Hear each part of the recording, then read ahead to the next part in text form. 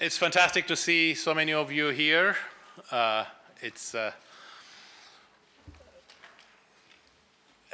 During this cold day, but we are delighted that you are here for our workshop on aligning innovation and equity in a digital economy.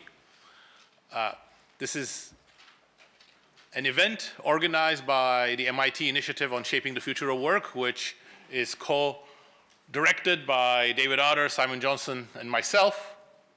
And we are very much focused, as our name suggests, on shaping the future of work as a pathway for creating a more fair, just, equitable economy.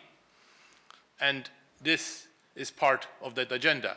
Our existence is partly largely due to a very generous grant from the Hewlett Foundation, so we are very grateful to the Hewlett Foundation, and we are equally grateful to the Stone Foundation because we are transforming and expanding thanks to their great generosity, and Sonia Placid is here, so I can say thanks to Sonia personally.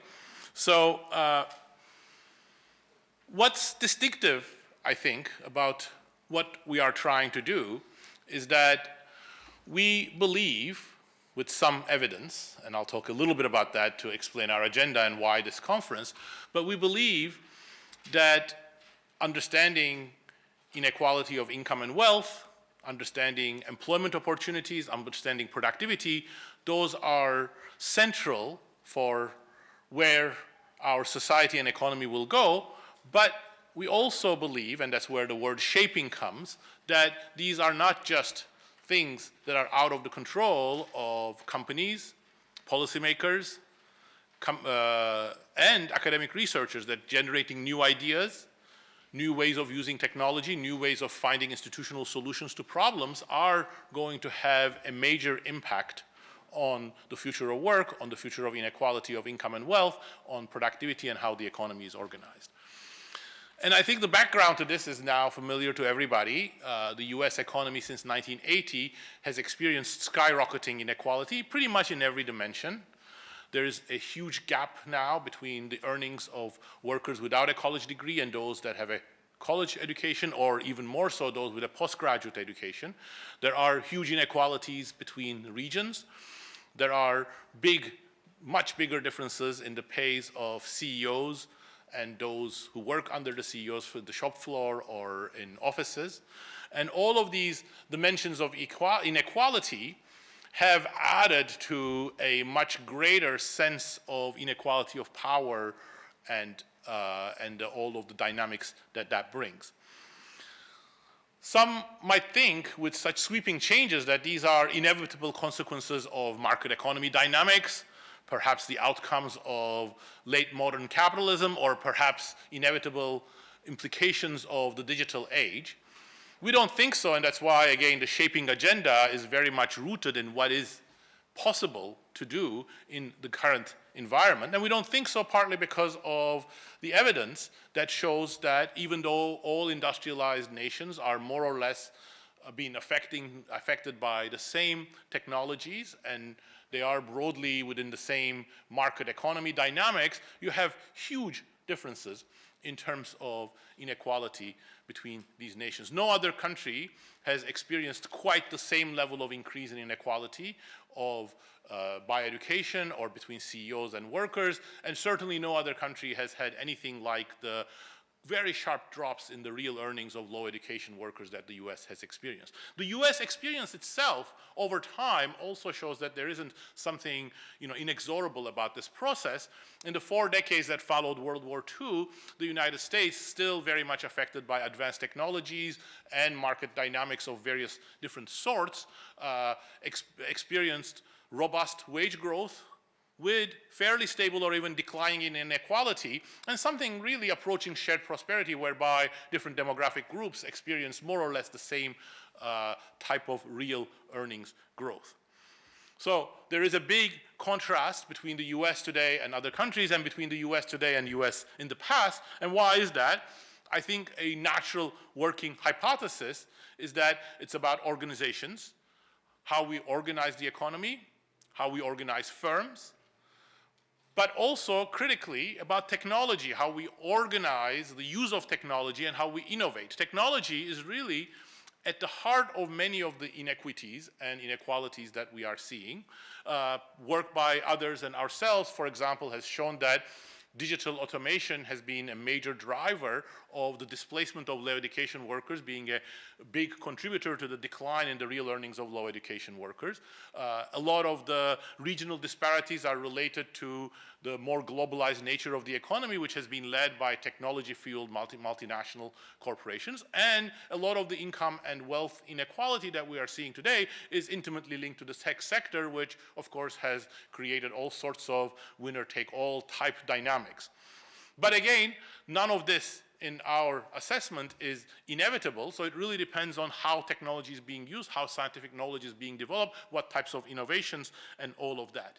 And all of these dynamics, we feel, I think many people in this room also feel, are being accelerated, double charged by artificial intelligence, which promises to disrupt everything. In the minds of many people, it promises to accelerate automation, but also it provides myriad new ways in which work can be organized, better information can be provided to workers, more sophisticated and new tasks can be enabled for different types of workers, and it really increases the extent to which you can, at least as a working hypothesis, have this idea that there is something there to be shaped. Very different directions of AI are possible. And that's going to intersect with a lot of the themes that we want to explore in this conference. And I cannot imagine a better set of participants here to learn from, and that was our purpose. Simon, David, and I really wanted to learn from the experts on these topics, and innovation being aligned with equity is really about, can we use the innovation moment today with artificial intelligence and with other technologies in a way that actually creates opportunities for more people, in a way that actually contributes to productivity by making workers more empowered and capable of doing better things, more things, and so on. And the three panels are really trying to bracket different aspects of this problem, starting from the end, a very exciting panel on finance and competition.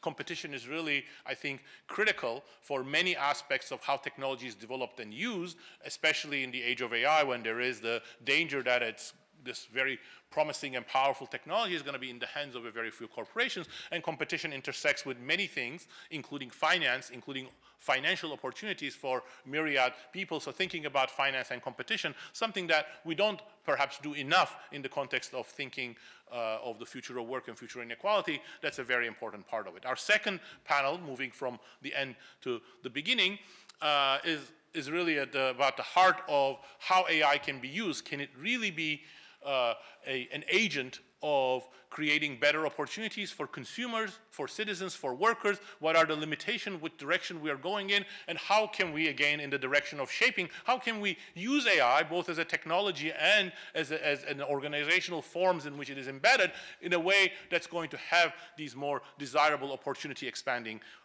effects. And then our first panel is about industrial relations at the technological crossroad is really as critical for the heart of our agenda, because how gains are shared is going to depend on industrial relations, but also how technologies are used is going to be very much affected by industrial relations, and it's going to transform industrial relations, how workers, how labor organizations, and how companies themselves deal with this moment is going to be of great import. And again, for that one, I cannot imagine a better panel, and I cannot imagine a better person than Jav de Souza Briggs to lead it. Jav is no stranger to us. He was faculty at MIT at the Department of Urban Studies and Planning before he went to greater and brighter things. But he's, in addition to his academic sort of background and familiarity with all of these things, Jav has been thinking about these issues a lot, about the geography of opportunities, the disparities that are both between different types of workers, different areas, and also how to think about this in a democratic way, so sort of blend democracy and opportunity and work. So I cannot imagine somebody better than Jav to lead this excellent panel, and he's going to introduce the panelists after me now. Thank you, Jav.